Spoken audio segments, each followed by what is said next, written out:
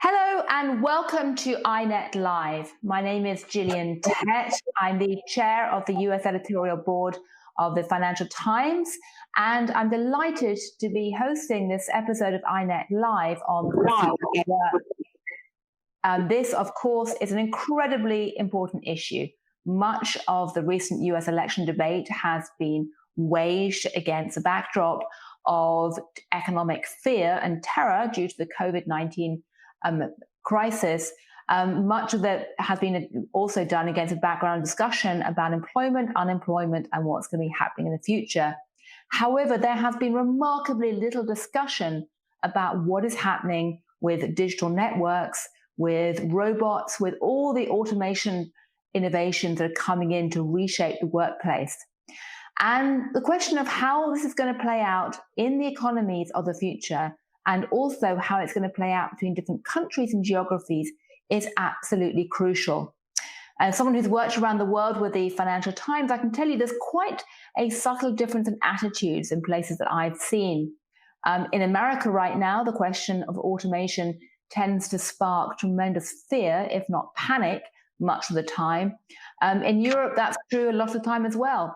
In a place like Japan, by contrast, people love robots, because there's a culture of appreciation for innovation, but maybe also, to be cynical, a recognition that in a country with falling birth rate, they're going to need to find a way to replace the workers that are not going to be there. And maybe Japanese prefer robots to immigrants. That can be debated. But anyway, we have two fantastic people to talk to us about what this means in economic terms and some of the differences for the future. Richard Baldwin, who's Professor of International Economics at the Graduate Institute of Geneva, and Leif Pagrotsky, who's a former Minister of Industry and Trade in Sweden, and both of whom are keen participants in the iNet network. So I'd like to start perhaps by asking you, Leif, how concerned should we be about the question of the future of work and the issue of robots, automation, and digitization? Thank you so much, Gillian, and thank you, iNet, for inviting me to this interesting talk. First of all, I don't think we are in for a more spectacular rate of change than we have been in the past. I think my view is that as time goes, things do change, and we are. If you look backwards, we can see spectacular change in the decades following the 70s, following the 1990s, this millennium. And I foresee that the rate of change will continue to be very rapid. But history is known and the future is unknown, so one is more upset about it. But to me, my view to this change of technological change and globalization is that it provides not only threats, but most of all, opportunities.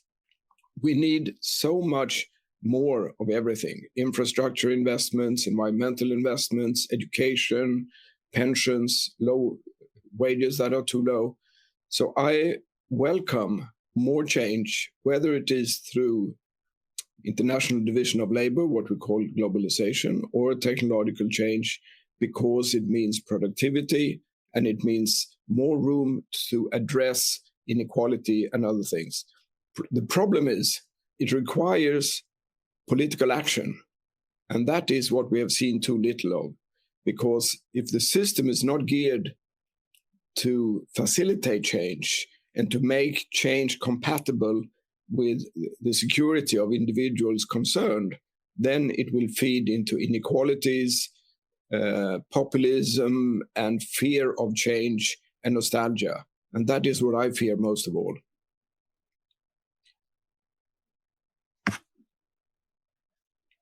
Gillian, we can't hear you.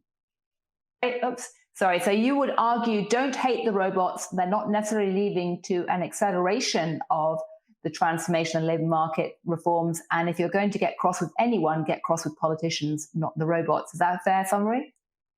That's a fair summary. I'm not afraid of the robots. I'm afraid of the non-robots, the factories that stay out of the modern technology in order to preserve the old technology.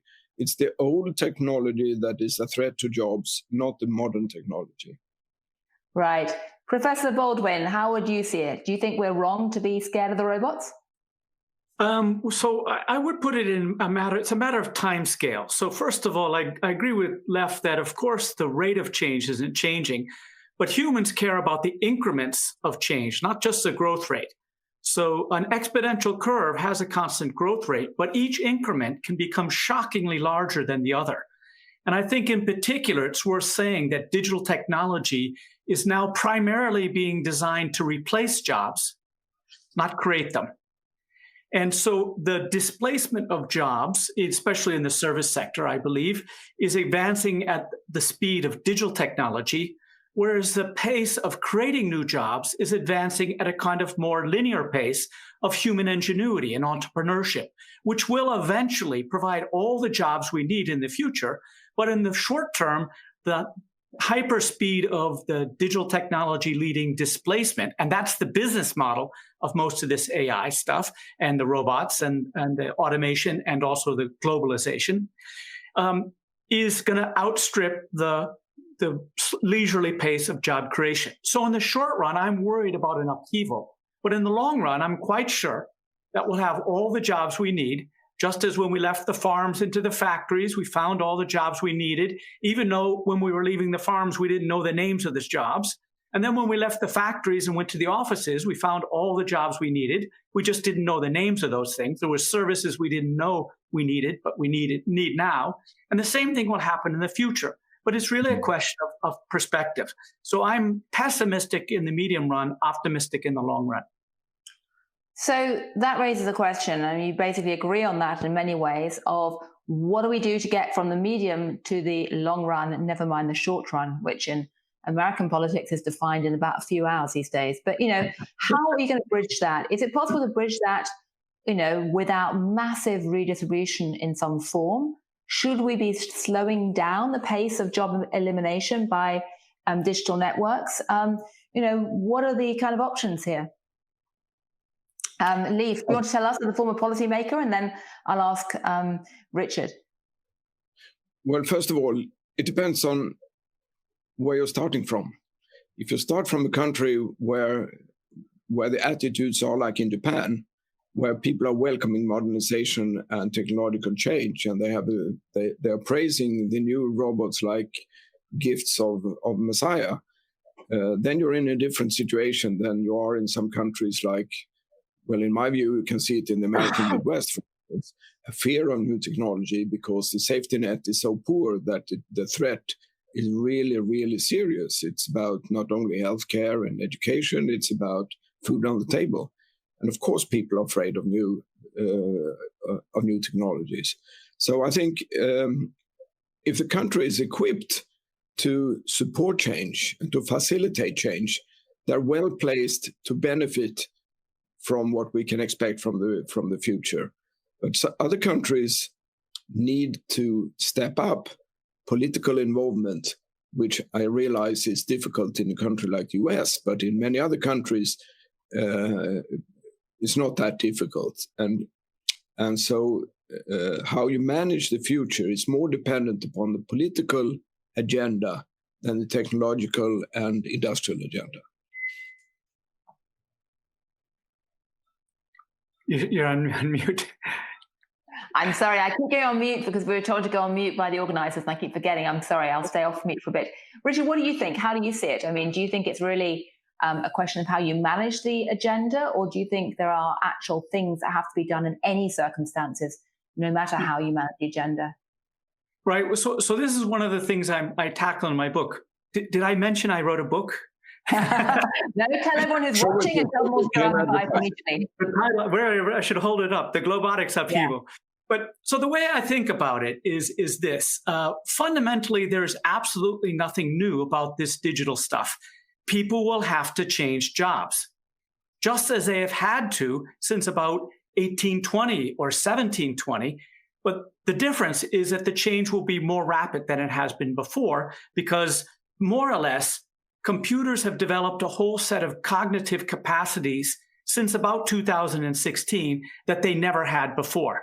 We were not being let into countries that when we were traveling, we were not being let into countries by computers. We were being let in by humans. But now computers can see well enough that the British border force trusts a machine to recognize me as me and let me in. The same with machine language translation, the same with natural voice recognition. There's a whole set of cognitive capacities that have just come out that are reasonably good replacements for lots of office tasks. And so that thing is going to happen. So what we need is more of helping people adjust. And I would point out two things quickly. One is that service sector workers tend to have overlapping skill sets. So they're actually easier to move, just in terms of the tasks they have to do. And also they tend to be located in cities where there are more jobs. So it's nowhere near as bad as shutting down a car factory in Janesville, Wisconsin, for example.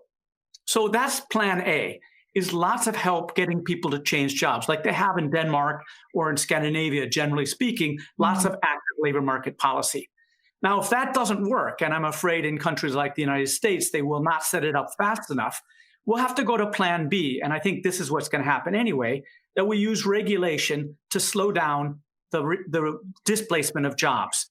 Use, above all, privacy regulation, but health, environment, labor regulations to make it difficult to displace humans with offshore service workers who are working remotely, or white-collar robots, which is basically software that automates. So that's plan B. And if that's still not working, we have to go to plan D, and D stands for disaster, is we can slow down the replacement of jobs by increasing the cost of firing people. Because deep down, the only reason people are adopting automation and offshoring jobs is in order to let workers go and get something cheaper. And if that becomes expensive, it will slow it down. And if that's what we need to prevent some sort of social upheaval, some sort of battles for Seattle meets the LA riots, then we should do that. But it will have terrible consequences. But the people who say we can't slow it down, that's not right. We do have the tools to slow it down. That's pretty dramatic. Leif, I'd love to ask you what you've actually done in Scandinavia to avoid plan B, C, and D, and whether it's going to work or not. But do you have a comment on the interview? Parts of it recognize as what you call plan B, but not necessarily in order to slow it down, but to make it happen with respect to the needs of the personal lives of those affected. You can't fire from one day to another. You can find regulated how to fire, how notice times and the like, in order to facilitate change, not in order to stop or hinder change. That makes it, and then you provide re-education, mobility support, for instance, all kinds of other things, so that the individuals affected by change will carry a less of a burden, and we have some burden sharing for the costs and the sacrifices of change. But it's also a matter of keeping the labor market tight, so there are jobs available, and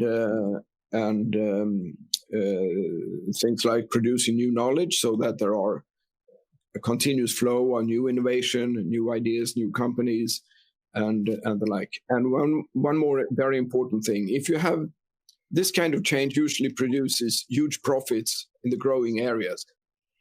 But with strong unions, you can make sure, if you have a power balance in the labor market between unions and employers, you can make sure, or at least facilitate, that the fruits of this change is divided more equally.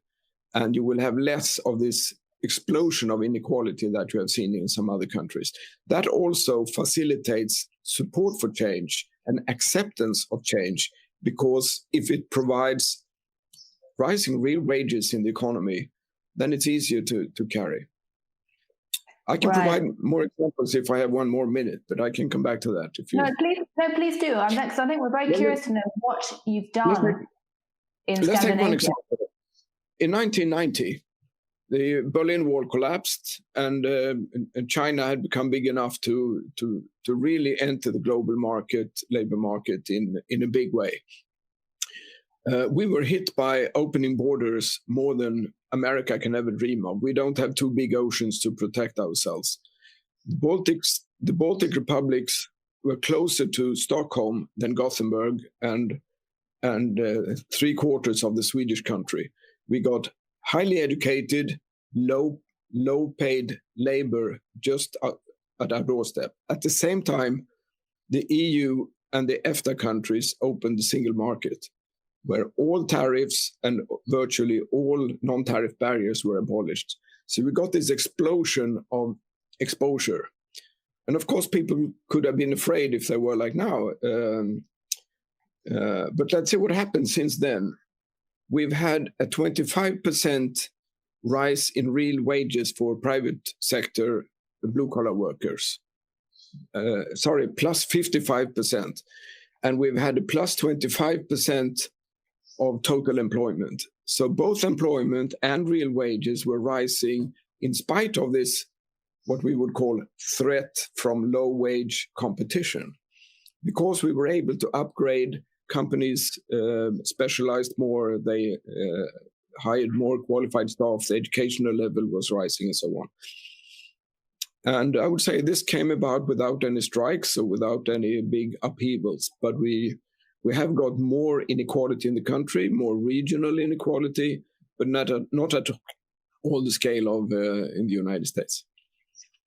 Right. Well, that's certainly inspiring. We should all be living in Sweden, obviously.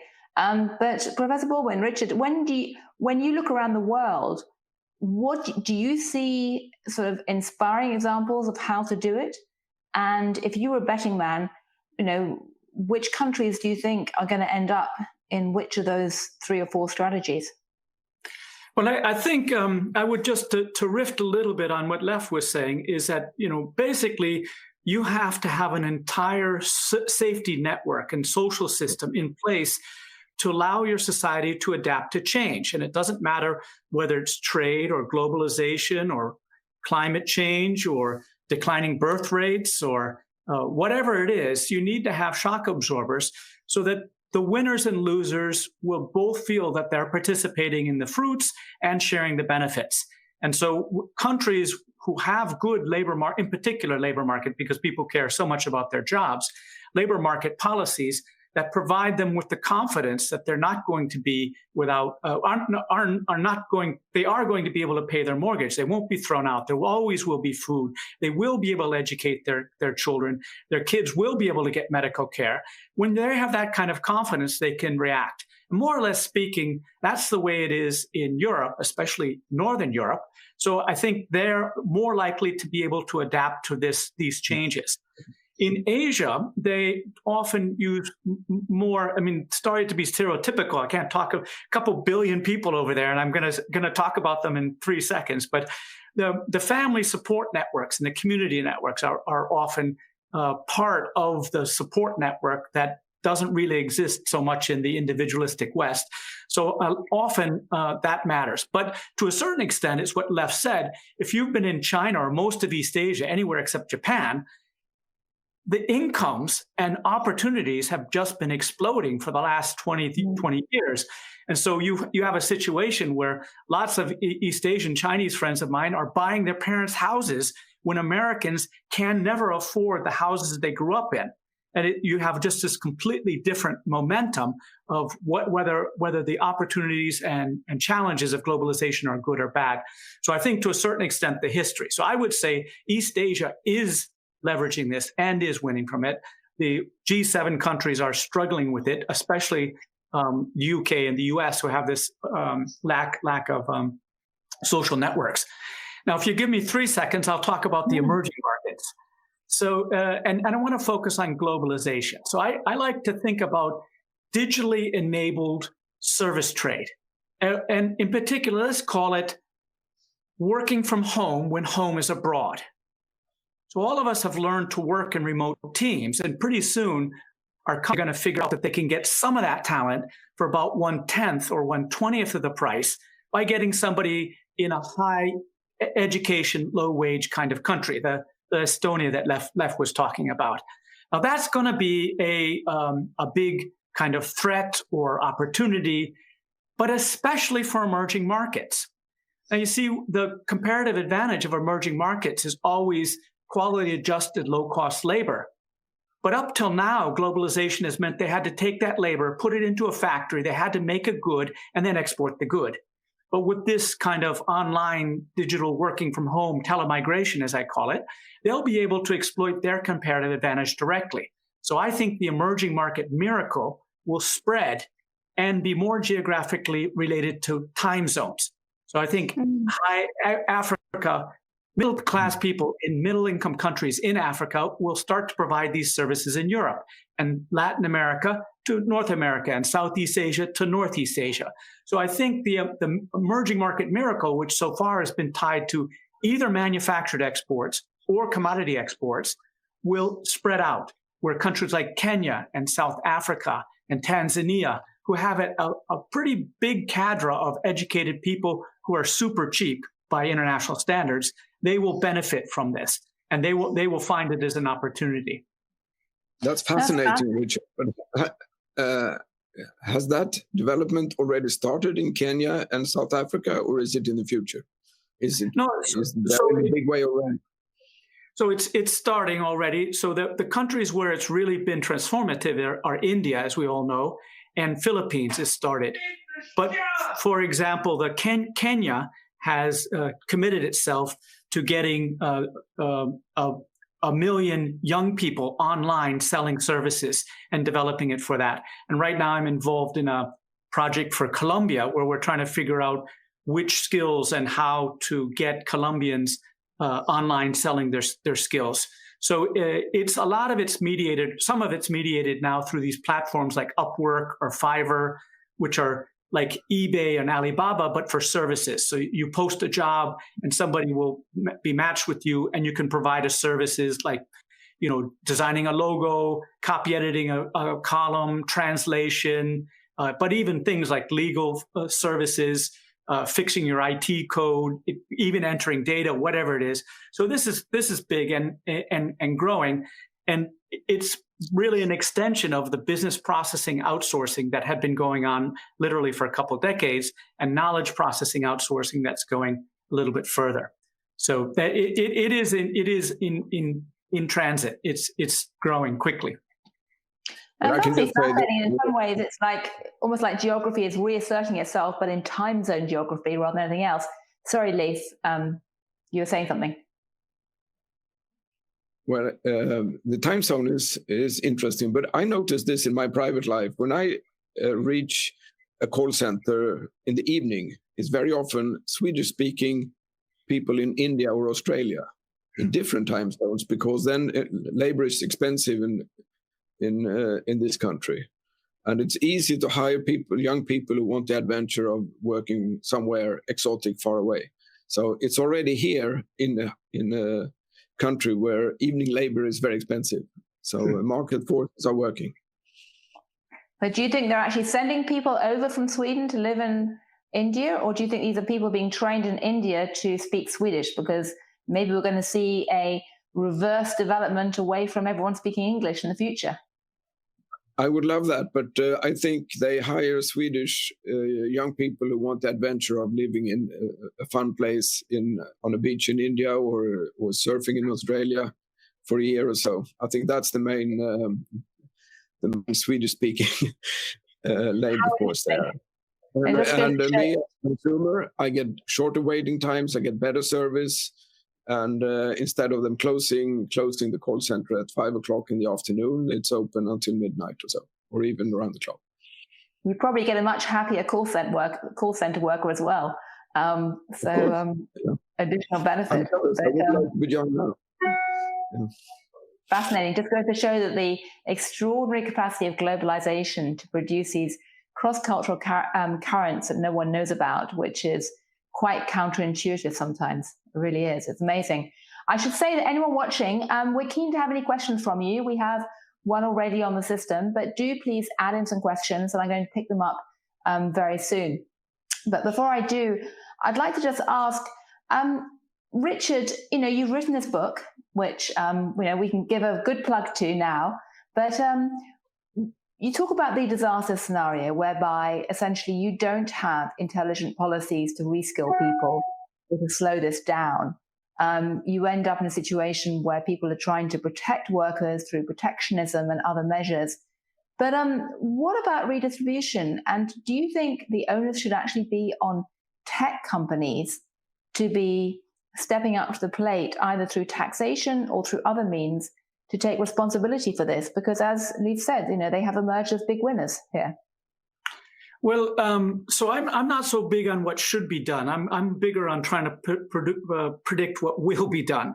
And so just to put the cards on the table, I think the key, as Leif mentioned, is sharing the burden of adjustment.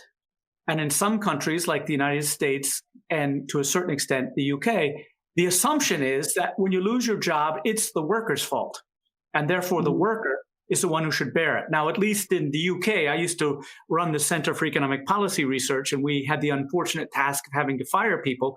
And it turned out to be very difficult and very expensive to do. And I was thinking, rightly so. Because if something goes wrong with the match, well, okay, then you should split the cost of doing that. So I fully believe in that. And in some countries, that's already baked into the system that the burden sharing happens. Now, as far as the tech companies are concerned, I'm not really sure it's dead on their problem, but there's no doubt that they're profiting from it and should participate in paying for the adjustment that they're profiting from. But what I will predict is I think that when this upheaval comes, it will be against the tech companies, the large tech companies, because I have a chapter in the book about previous upheavals, for instance, the battle of Seattle, when all of a sudden globalization became the evil. And what I noticed was that it was never just one thing. And in fact, even in Seattle, there was labor unionists who cared about competing with China and Mexico on jobs. And then there was environmentalists who were afraid that the WTO was constraining countries' ability to protect wildlife, for example. And they got together with no common cause whatsoever and started a battle. And that spread all over the world in the process of 1 year. And every time the G7 or the G20 met, there was violence. And the violence had gone into an enormous anti-capitalist 1%er thing. So I think we're in a situation where the deep down resentment of the large tech companies on privacy concerns, manipulation of our children's minds, censoring politicians, whatever, that could also combine with telemigration, people blaming for that. So my guess is if the blowback comes in the United States, for example, the tech companies will be at the source of it, at the heart of it. And do you see any sign that they are aware of this and preparing for it? Well, I talked with the CEO of Upwork, which is probably the largest of these service-providing platforms, about taxation issues. So two of the things that come up is that the people who are online don't pay taxes, maybe to nobody, but certainly not to the people who are hiring them. They don't pay any social charges to help out with retirement. They don't really necessarily obey the same labor laws. And they certainly live in a country where $5 an hour provides a middle-class income. And so it can create resentment from that.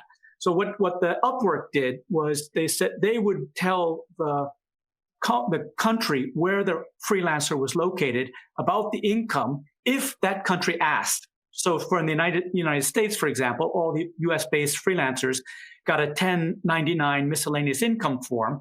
So the IRS knew about it. So at least there's a potential that they would pay for it. So they were, I think, quite aware of that. And also they're quite worried about international labor standards like child labor. And so they're trying to find ways of verifying that the people who are doing the work actually are, over 18 and things like that. So they're worried about it. These are the online platforms. If you talk about Google and Amazon and all those guys, I think they're completely dialed into the possibility that there may be a backlash, a tech clash. We even have a name for it. Maybe, Gillian, you're the one who said that. I don't know. I think maybe I got it from you. But it's one thing to be taxing workers. It's quite another to be actually taxing corporate profits. And that's where the gap has been so large until now. Leif, what kind of money would you put on the chance that we're going to have some kind of international taxation agreement or some attempt to really get taxation in a more rational way on the companies, not just the workers going forward? Very, very little money, unfortunately. I worked with the EU for many years.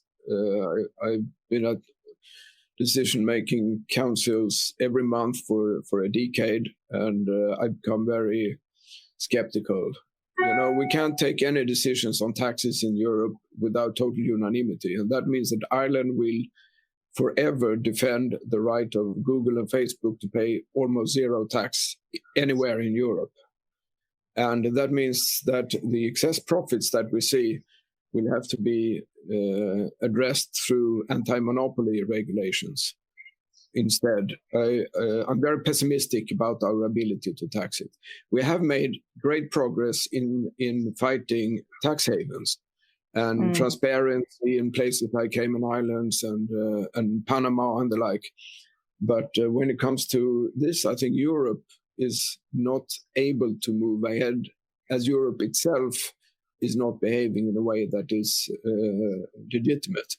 I mean, in Sweden, for instance, all the money we pay to Google occurs as a profit in Ireland when there is practically no tax, and we get no tax at all. For instance, from the advertising that they take away from the newspapers. There is no growing Financial Times in Sweden living by ads, for instance, anymore. Google takes it all to Ireland.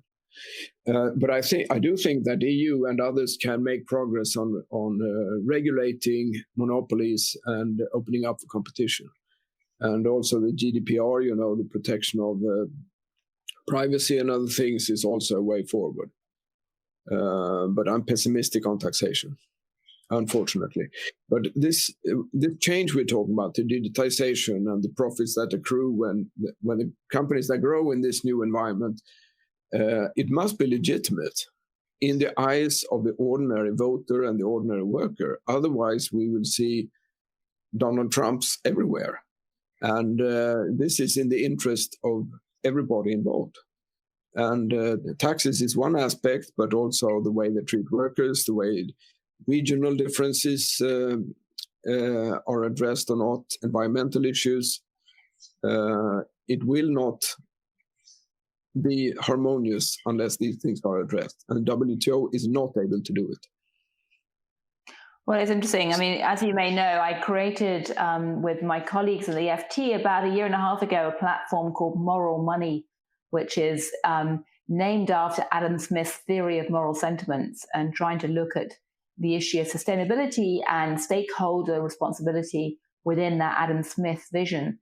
And I won't give away too many secrets, but towards the end of the week, we're going to have some really interesting news about what the tech companies are facing in terms of investor pressure on the sustainability and ESG issue, because environmental social governance hasn't been applied to the tech world so much until now, but I think that's beginning to rise a lot more going forward. But I'm curious. Go on. I don't want to. We can see that they're sensitive to public opinion, the way they now treat lies on Twitter and Facebook. That they exactly. block Breitbart, for instance, Bannon. It wouldn't have happened a year ago. Richard, do you have any faith that the tech companies are going to pay up? Well, so I think the digital service tax that the French are pushing very rapidly could potentially, meet some sympathy with the Biden administration, partly because people are really mad at them, and we've seen the profits go up so much. And if you own the stock, it's good for you, but still, there aren't that many people who own stock in the U.S. So this idea that the digital tax escaping and should be shared maybe according to the amount of services which are provided per jurisdiction rather than where it's provided on these old rules. I think that the OECD is making some good progress on changing the rules for digital taxation. And I have some hope that the Biden administration would like to cooperate on that. If nothing else, we're all going to need a lot more tax revenue to pay for all these crisis things. And it's like basic principle of taxation is you pull out the feathers wherever they are. And there's a lot of feathers in the tech company. And, in any case, the French are very keen on pressing forward with it and willing to start a conflict. And so I wonder if we're not closer to a digital service tax reform. I'm an optimist, and I've never been a policymaker, never had an honest job in my entire life, actually. That's probably my perspective of the politics. Do you think, though, Leif, would Sweden go it alone or go tough or kick Google out if there wasn't some kind of agreement? I don't think we can do it. I mean, there are no borders in the world, so I doubt it. The EU is our path forward, and the EU is very ineffective for the reasons I just mentioned. And when we talk about the WTO, you mentioned, Richard, a few things about environment and labor standards and things.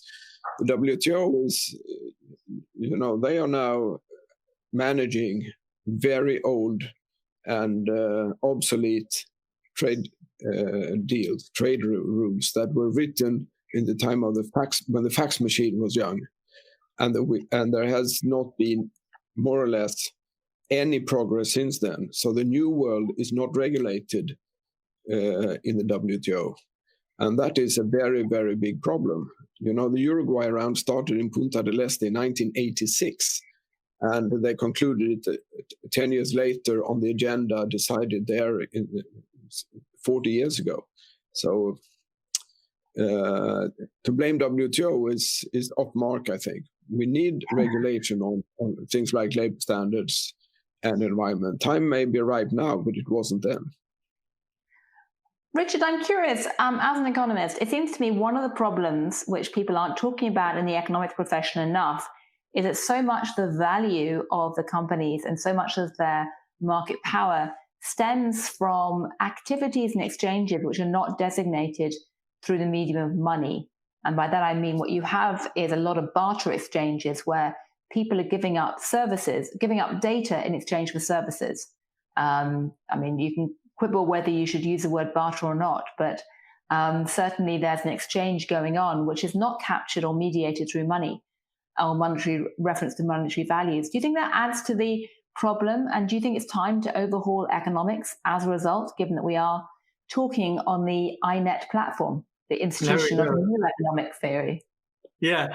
Well, so let me take that in two whacks. So the first is I do agree that a very large, a significant and fast growing share of the economy is this kind of barter where we sign up for a free app, we give our data in exchange and use the app. That then data is used to create value, which usually only shows up in advertisement, which means its true value is not really captured in the GDP statistics very well. So that's the first thing. I agree that a lot of it's shifting off. Another aspect of it is the intangible capital, for instance, the book by Lake and Haskell, in Capitalism Without the Capital, the Rise of Intangible Capital. They document that a very large share of the rise of the capital stock has been in intangible capital. Now, the value of that tangible capital is very difficult to establish, and therefore, and a lot of it's going up.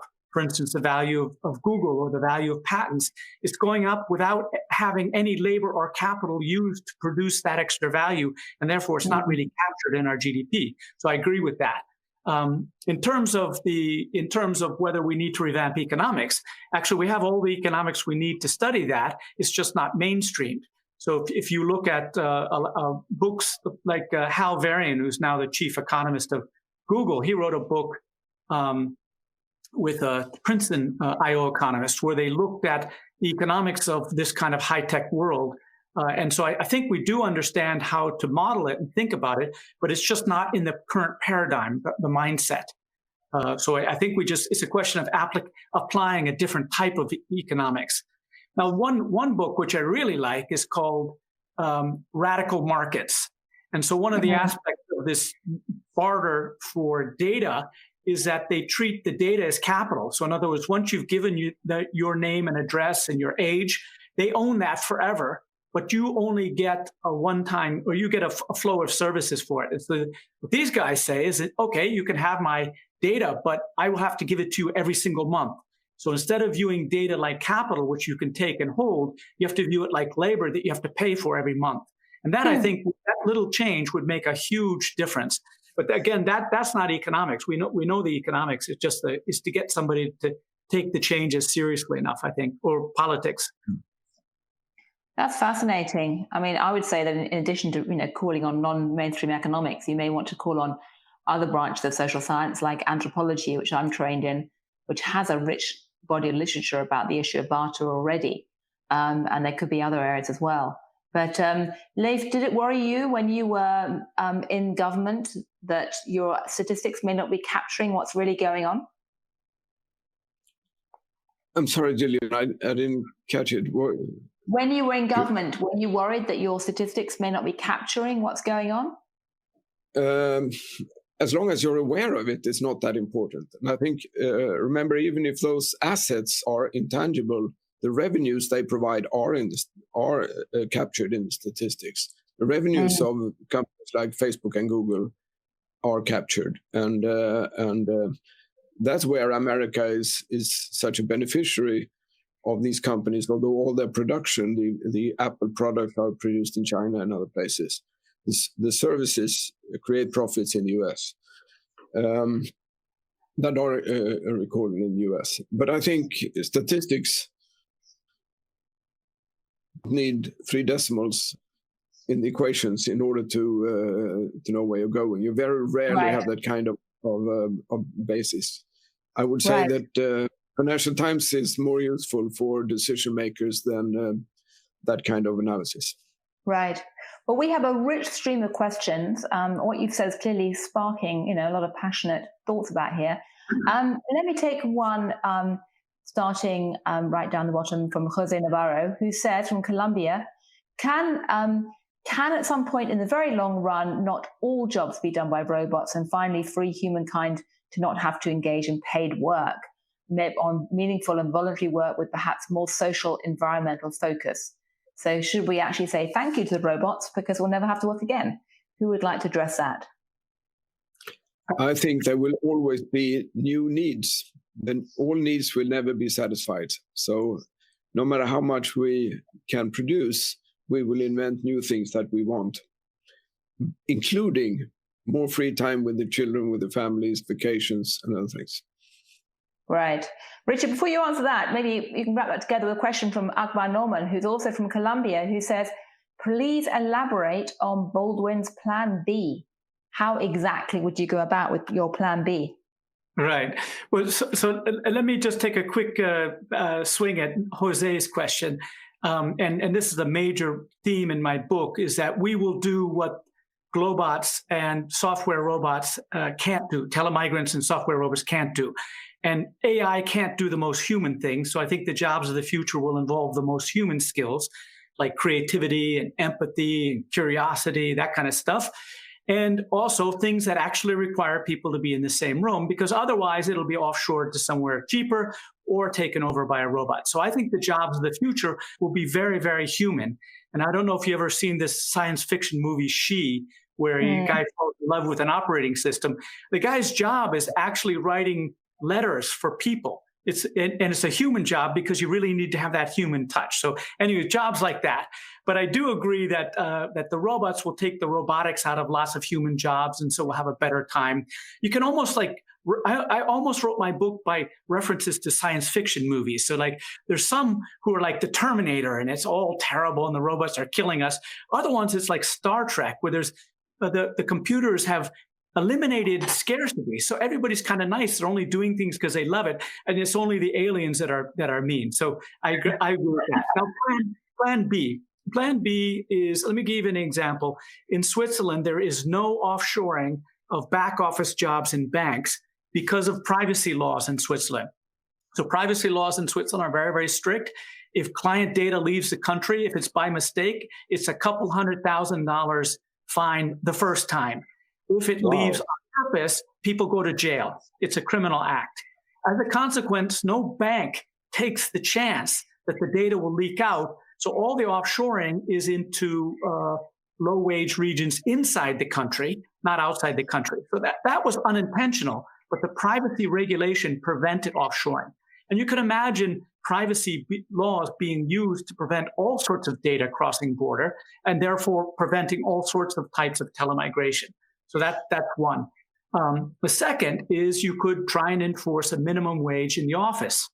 So, for example, if you enforced a $15 minimum wage in offices, then the idea that you could go to a country where you could get a highly educated person for $5 an hour wouldn't really be working. So they can use labor market regulations to do that sort of stuff.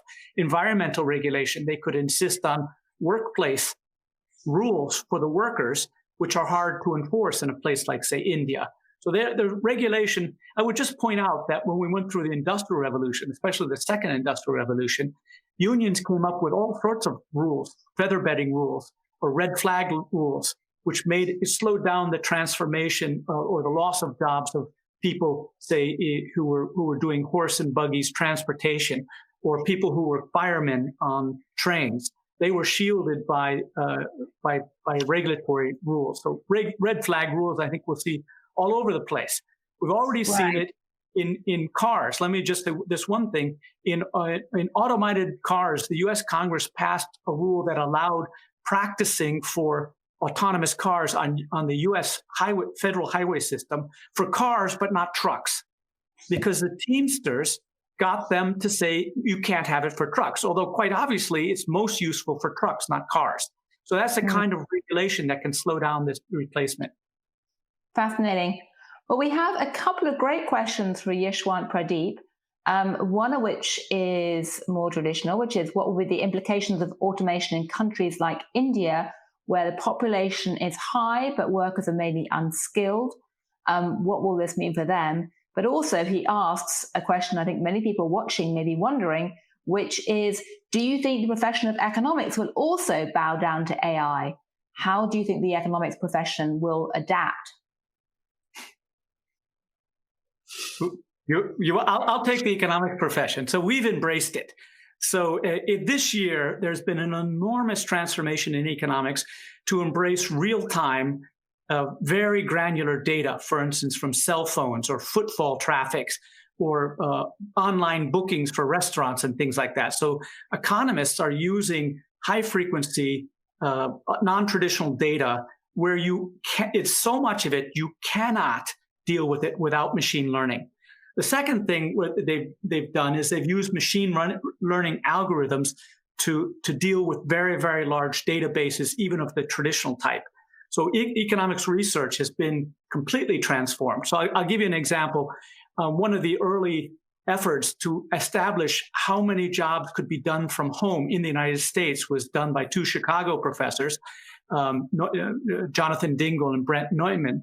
And what they did was they looked at the statistics of the BLS, the job descriptions, and they used machine learning to read through this text and create tasks that were associated with jobs. And then they used how likely it was that those could be online. And they developed something like 40% of all jobs could be done online. And they matched it with the data to see how much that meant for women and young people and poor people and education skills.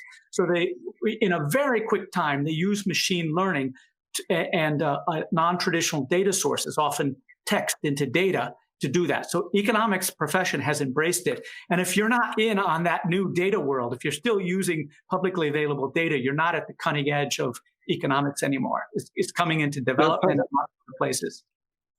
That's fascinating, Richard, but you avoided the question. Which one? Robots replace economists. Oh, well, robots... So the way I always think about AI, people think about AI as like, okay, now it's a 13-year-old and it can do some of the stuff that a professor like me can do, but it's just a matter of time before it grows up and it's a full-blown professor. My analogy is tractors and farmers. And that is, tractors have completely transformed the nature of farming and have changed the nature of tasks that farmers do, but it has not eliminated the profession of farming. And I think in the same by 90%. Yeah, it'll reduce. You'll be able to produce more with fewer workers, and that may very well happen. What I think is going to happen first is that the universities will offshore a lot of the teaching to low-wage countries. So, like a professor of economics in the Philippines earns about 1/10 of what I earn, and if my institute gets around to it, they may have one of me and 3 of them. So I don't believe it. I think it's the other way around. I think as the top rock star professors are easily available around the planet, they will take the market just like they do in music or movies. Yeah, Students but I make see the not the local. Yeah. Well, we have a great question actually tying into this, which is from Sumita McGill, who says, how do you think international migration will be affected in this new world of work? I hope it will provide more jobs in the countries where migrants emigrate now. I hope it will mean less pressure to move from high unemployment to low unemployment areas, because it could mean more even spread of jobs. Distribution of jobs. I hope so. Maybe it's only a dream, but there will always be a big pressure to move from poor to rich places, from unemployment areas to high employment areas. And the answer is not border walls. The answer is more equal standards of living, more equal labor markets. And the EU and the US are now facing the consequences of not realizing that 30, 40, 50 years ago. I think you're right. Well, another great question from Harold Kalishman. Is guaranteed basic income a viable support for displaced workers?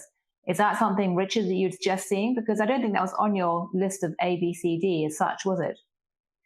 Well, I think universal basic income is an interesting answer to the wrong question. And the question is, how are we going to, universal basic income will require another 5, 10, 15% of GDP in new taxation. Now, that once you answer how we're going to get this new tax revenue, we can discuss how to distribute it. And handing it out evenly, I don't think is necessarily the best way to do it. So until people have this question, okay, suppose we've got another 5 or 10% of revenue to hand out. Do we hand it out this way or do we hand it out that way? I think that's a question that really gets beyond itself. Now, if we had another 5 or 10%, I think we should spend it on retraining people and providing intelligent income support, helping them move houses if they have to, making sure that they have health care. So I think there's lots of things to do other than universal basic income. But what I can say is I think a lot of the unemployment and the displacement that's coming with digital is showing up in terms of precarity, not unemployment. In other words, like just to take journalists, a lot of journalists in London used to have good jobs in newspapers where they had annual leave and pension plans and medical benefits. And now most of them are still doing stuff like that, but they're more precarious. And that precarity is really a form of unemployment or a form of labor market harm that the UBI is designed to address. But I think it's not the only way to do it. I'd go more old-fashioned European social welfare network. I couldn't agree more. I'm not in favor of the basic universal income. I fully support Richard's view here. Upskilling, unemployment insurance that not only provides income maintenance, but also a pressure for upskilling, looking for new jobs, not just a passive income. Interesting. We have a couple of questions asking about the impact of the pandemic on this. One from Laura Perez Ortiz, who says, do you think the pandemic has accelerated the ongoing digitization process? And what do you think about a gender gap problem with digitization, given that women are less representative in collective bargaining and are in the minority in some tech sectors? And we have a linked question very much from, along the same lines from Robert Owen from the University of Nantes, who says, to what degree does the current pandemic impact adjustment processes and consequences of digital transformation? Let me take the COVID question to start with, although I'm tempted, Robert, to take Robert, my friend's question. So I think COVID's accelerated it in 4 very important ways. First of all, there's been a forced march digitization. We're not using technology we didn't have before, but there's been a coordination device that everybody at the same time, the managers, the workers, the IT support, has had to figure it out in an emergency way. So collaborative software, protecting data online. Everybody knows how to deal in these meetings. And so that has moved forward. I don't know what estimates between 5 years and 10 years.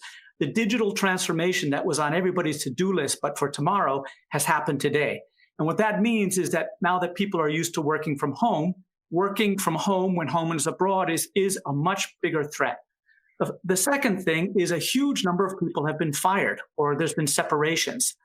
And since it's expensive to fire people, if that cost has already been paid, now the firm on the margin is trying to think, do I offshore the job or do I automate the job?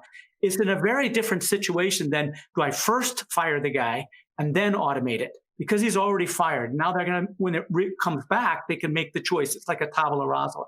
The third is that there's this enormous cost pressure under that firms are. So the pressure to cut costs and the excuse to be able to do things that they might not have got away with because otherwise the corporation won't survive is part of it. And the last one is that social distancing has raised the cost, the relative price of in-person workers versus offshore workers and software robots. So in many companies now, they have an A team and a B team. So rather than getting twice as much office space has become more expensive. And that's going to be true at least for another year, maybe another year and a half. And so if you were on the margin indifferent between an in-person worker or automation or offshoring solution, you're going to be pushed towards the offshoring or the automation because of COVID. Interesting. Would you agree, Leif? Yes. We've taken a big leap in structural change through the pandemic. Some areas are now declining rapidly. They would have declined anyway, but not that fast. Other areas are growing fast, like the one we are using right now. We didn't a few years ago, and we would have anyway 5 years from now. But now we're doing it now because of the pandemic. So I think you're right. We'll see it in areas also like real estate, when shops are closing and they have to find new ways to use the street level part of the big office buildings and so on. Right. Well, thank you. Well, sadly, very sadly, we are out of time. It's been an absolutely fascinating discussion. I feel like I've learned a lot. Reasons for both tremendous, or not tremendous, but a degree of optimism, which is that you both stress that human beings do adapt in the end. There's plenty of examples from history to show that. And there are some encouraging examples of policymakers trying to grapple with the issues, but also plenty of reasons for short-term pessimism, because it's clear that some countries are not well placed to adapt at all.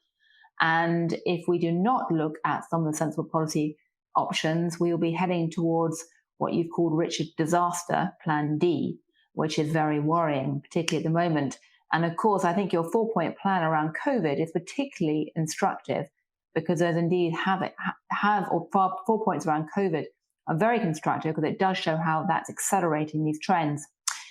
One bit of good news is you don't seem to think that economists are going to be replaced by robots, or not anytime soon, although the use of AI... Journalists are under threat, Gillian. Well, we'll have to see. Journalists probably may be replaced first. That was the other message from it all, which is not so encouraging.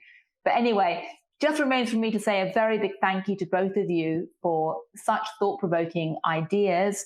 Any of you who want to look more at this, do have a look at Richard's book. And thank you to all of you who are watching, who asked really terrific questions. And I'm sorry I couldn't get to all of them. There were so many and so rich that they could have actually had another hour themselves. But in the meantime, thank you for watching. Thanks for taking part. Thanks for thinking about this for all our sakes. And best of luck in figuring this out in these very, very strange times. Thank you. Thank you.